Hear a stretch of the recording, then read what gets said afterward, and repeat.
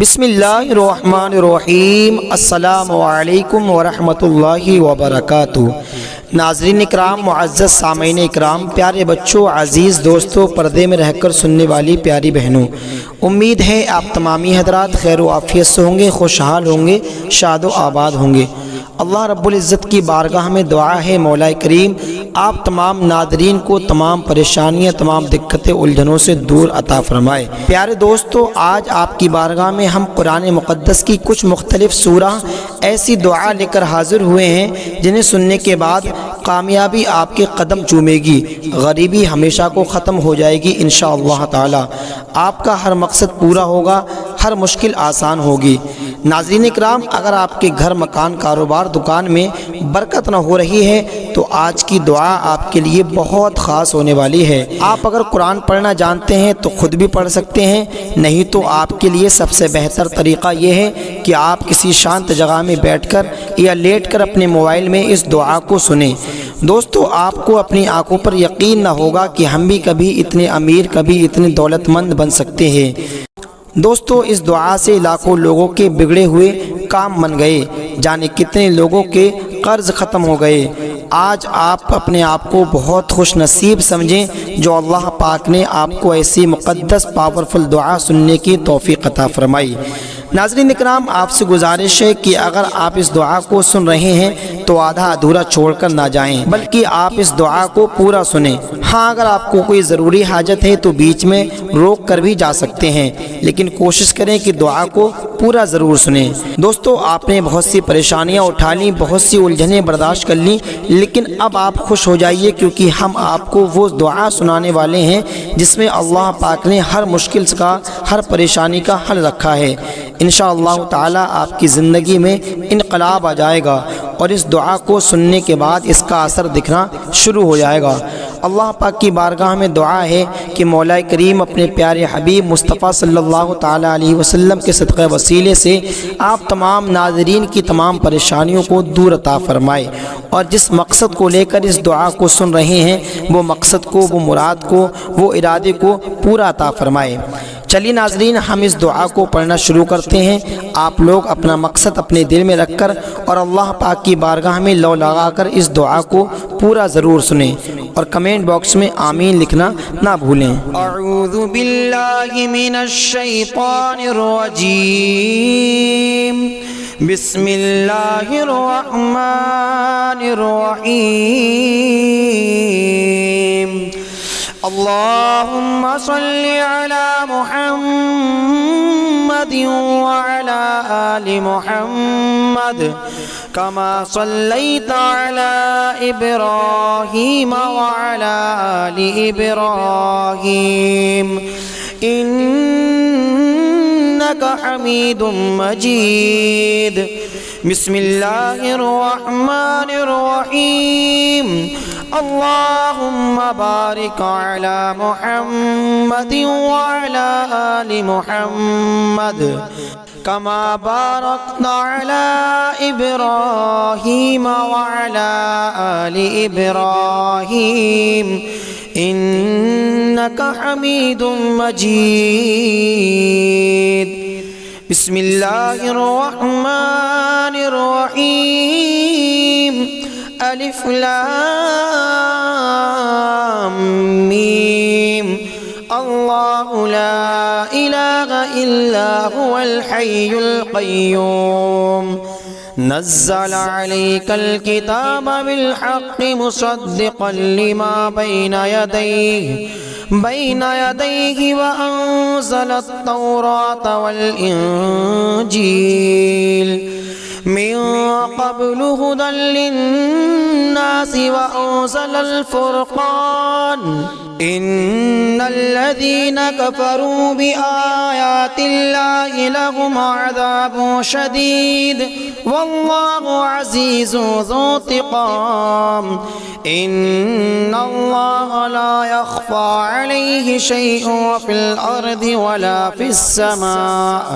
هو الذي يصوركم في الأرحام كيف يشاء لا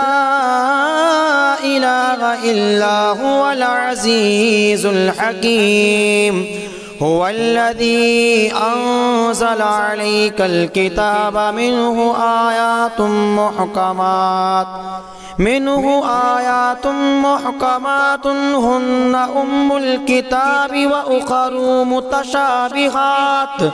فأما الذين في قلوبهم زيغ فيتبعون ما تشابه منه ابتغاء الفتنة وابتغاء تأويله وما يعلم تأويله إلا الله والراسخون في العلم يقولون آمنا به كل من عند ربنا وما يذكر إلا أولو الألباب ربنا لا تزغ قلوبنا بعد إذ هديتنا وهب لنا من لدنك رحمة وإنك أنت الوهاب ربنا إنك جامع الناس ليوم لا ريب فيه إن الله لا يخلف الميعاد إن الذين كفروا لن تغني عنهم أموالهم ولا أولادهم من الله شيئا وأولئك هم وقود النار كدأب آل فرعون والذين من قبلهم كذبوا بآياتنا فأخذهم الله بذنوبهم والله شديد العقاب قل للذين كفروا ستغلبون وتحشرون إلى جهنم وبئس المهاد قد كان لكم آية في فئتين التقتا فئة تقاتل في سبيل الله وأخرى كافرة يرونهم مثليهم رأي العين والله يؤيد بنصره من يشاء إن في ذلك لعبرة لأولي الأبصار زين للناس حب الشهوات من النساء والبنين والقناطير المقنطرة من الذهب والفضة والخيل المسومة والأنعام والحرث ذلك متاع الحياة الدنيا والله عنده حسن المآب قل أنبئكم بخير من ذلكم للذين اتقوا عند ربهم جنات تجري من تحتها الأنهار خالدين فيها وأزواج مطهرة ورضوان من الله والله بصير بالعباد الذين يقولون ربنا إننا آمنا فاغفر لنا ذنوبنا وقنا عذاب النار الصابرين والصادقين والقانتين والمستغفرين بالأسحار شهد الله أنه لا إله إلا هو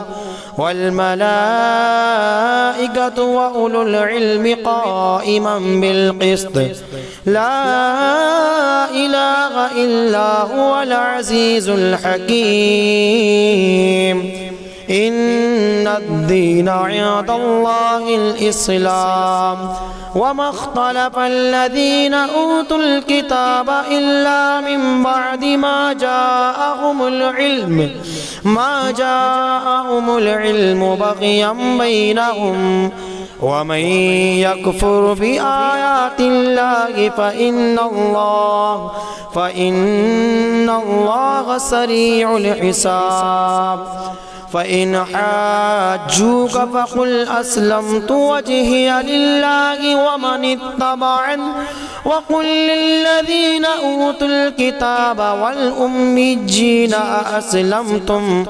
فإن أسلموا فقد اهتدوا وإن تولوا فإنما عليك البلاغ والله بصير بالعباد إن الذين يكفرون بآيات الله ويقتلون النبيين بغير حق ويقتلون الذين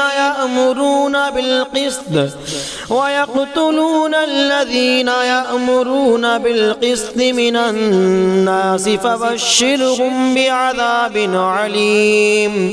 أولئك الذين حبطت أعمالهم في الدنيا والآخرة وما لهم من ناصرين ألم تر إلى الذين أوتوا نصيبا من الكتاب يدعون إلى كتاب الله ليحكم بينهم ثم يتولى فريق منهم وهم معرضون ذلك بأنهم قالوا لا تمسنا النار إلا أياما معدودات وغرهم في دينهم ما كانوا يفترون فكيف إذا جمعناهم ليوم لا ريب فيه ووفيت كل نفس ما كسبت وهم لا يظلمون قل اللهم مالك الملك تؤتي الملك من تشاء وتنزع الملك ممن تشاء وتعز من تشاء وتذل من تشاء بيدك الخير إنك على كل شيء قدير تولج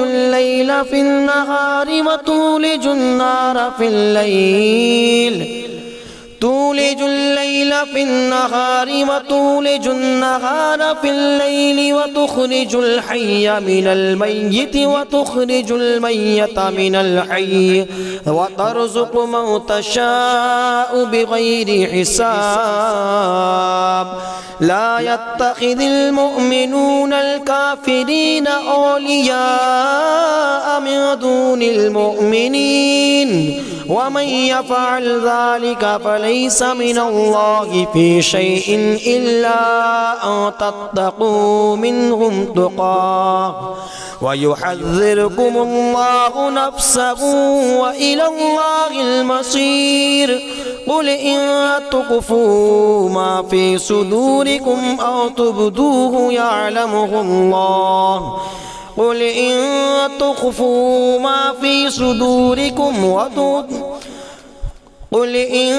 تخفوا ما في صدوركم أو تبدوه يعلمه الله ويعلم ما في السماوات وما في الأرض والله على كل شيء قدير ألم تر إلى الذين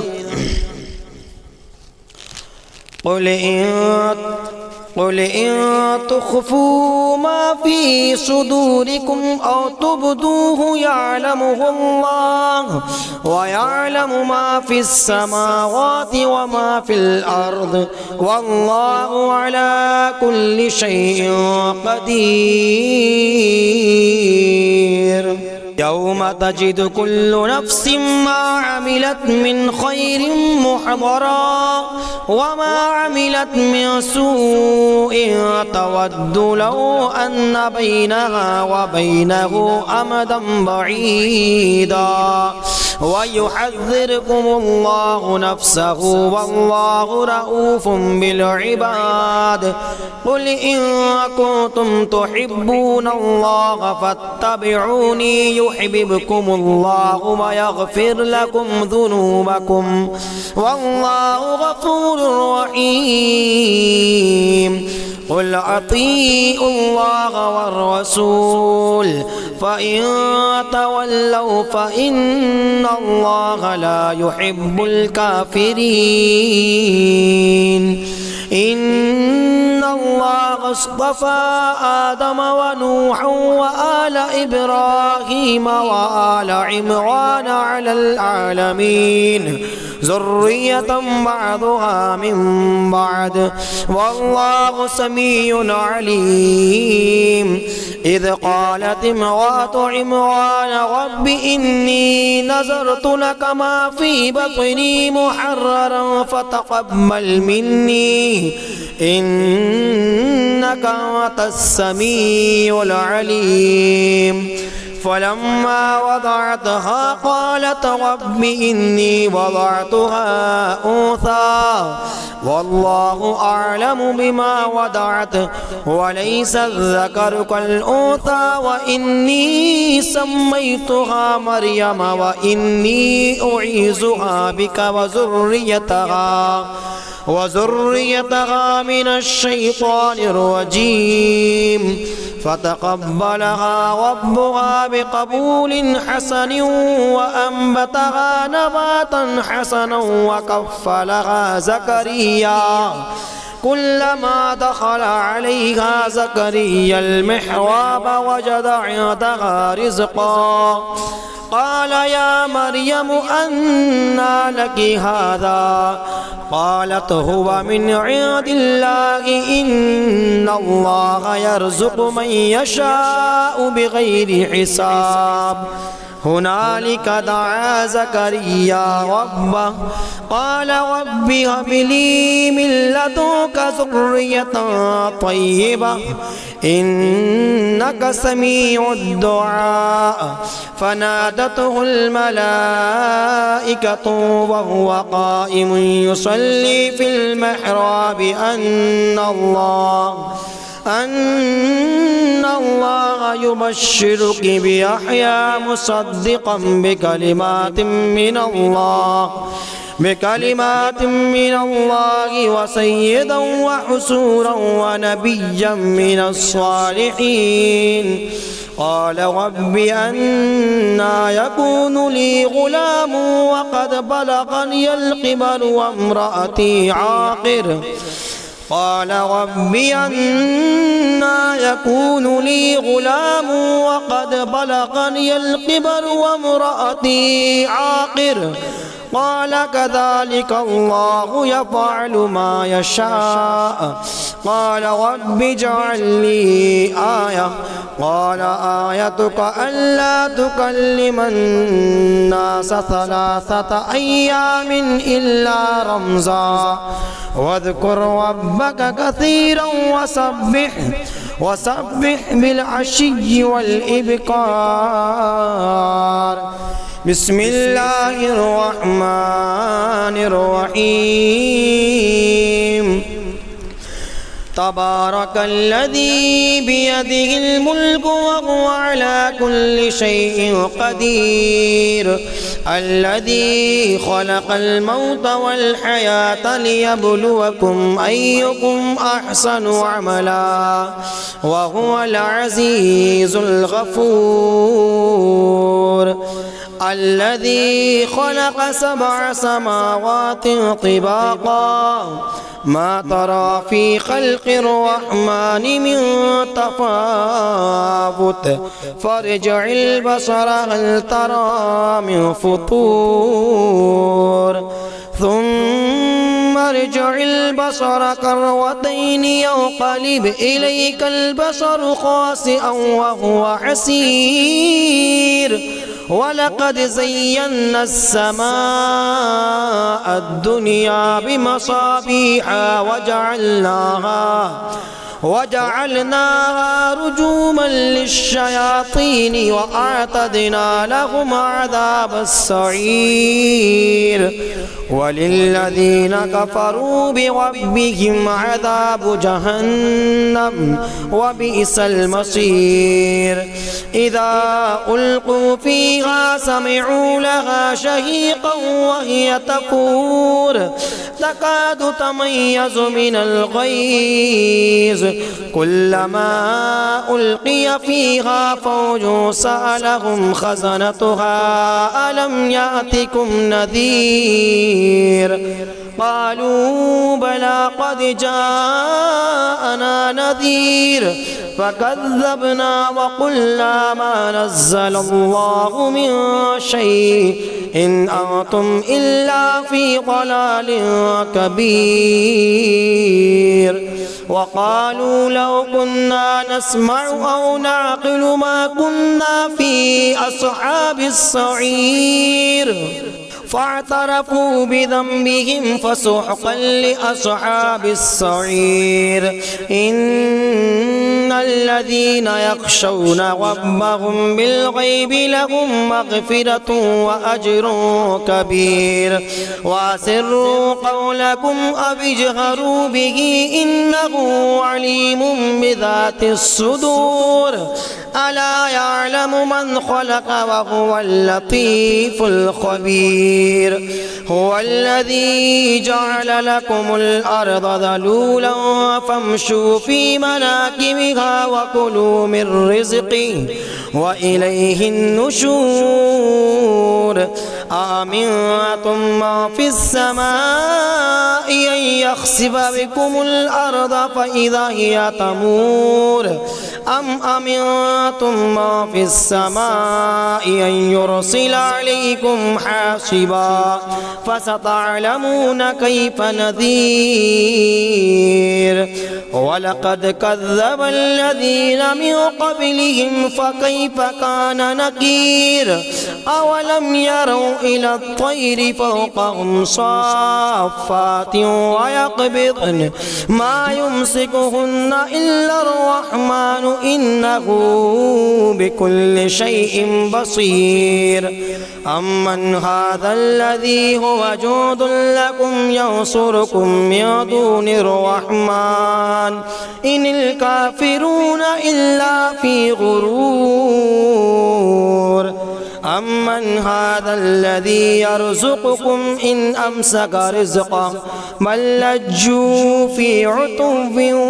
ونفور أفمن يمشي مكبا على وجهه أهدى أمن يمشي سويا على صراط مستقيم قل هو الذي أنشأكم وجعل لكم السمع والأبصار والأفئدة قليلا ما تشكرون قل هو الذي ذرأكم في الأرض وإليه تحشرون ويقولون متى هذا الوعد إن كنتم صادقين قل إنما العلم عند الله وإنما أنا نذير مبين فلما رأوه زلفة سيئت وجوه الذين كفروا وقيل هذا الذي كنتم به تدعون قل أرأيتم إن أهلكني الله ومن معي قل أرأيتم إن أهلكني الله ومن معي أو رحمنا فمن يجير الكافرين من عذاب أليم قل هو الرحمن آمنا به وعليه توكلنا فستعلمون من هو في ضلال مبين قل أرأيتم إن أصبح ماؤكم غورا فمن يأتيكم بماء معين بسم الله الرحمن الرحيم والتين والزيتون وطور سينين وهذا البلد الأمين لقد خلقنا الإنسان في أحسن تقويم ثم رددناه أسفل سافلين إلا الذين آمنوا وعملوا الصالحات فلهم أجر غير ممنون فما يكذبك بعد بالدين أليس الله بأحكم الحاكمين بسم الله الرحمن الرحيم والعاديات ضبحا فالموريات قدحا فالمغيرات صبحا فأثرن به نقعا فبسطن به جمعا إن الإنسان لربه لكنود وإنه على ذلك لشهيد وإنه لحب الخير لشديد أفلا يعلم إذا بعثر ما في القبور وحصل ما في الصدور إن ربهم بهم يومئذ لخبير بسم الله الرحمن الرحيم القارعة ما القارعة وما أدراك ما القارعة يوم يكون الناس كالفراش المبثوث وتكون الجبال كالعهن المنفوش فأما من ثقلت موازينه فهو في عيشة راضية وأما من خفت موازينه فأمه هاوية وما أدراك ما هي نار حامية بسم الله الرحمن الرحيم قل يا أيها الكافرون لا أعبد ما تعبدون ولا أنتم عابدون ما أعبد ولا أنا عابد ما عبدتم ولا أنتم عابدون ما أعبد لكم دينكم ولي دين بسم الله الرحمن الرحيم قل هو الله أحد الله الصمد لم يلد ولم يولد ولم يكن له كفوا أحد بسم الله الرحمن الرحيم قل أعوذ برب الفلق من شر ما خلق ومن شر غاسق إذا وقب ومن شر النفاثات في العقد ومن شر حاسد إذا حسد بسم الله الرحمن الرحيم قل أعوذ برب الناس ملك الناس إله الناس من شر الوسواس الخناس الذي يوسوس في صدور الناس من الجنة والناس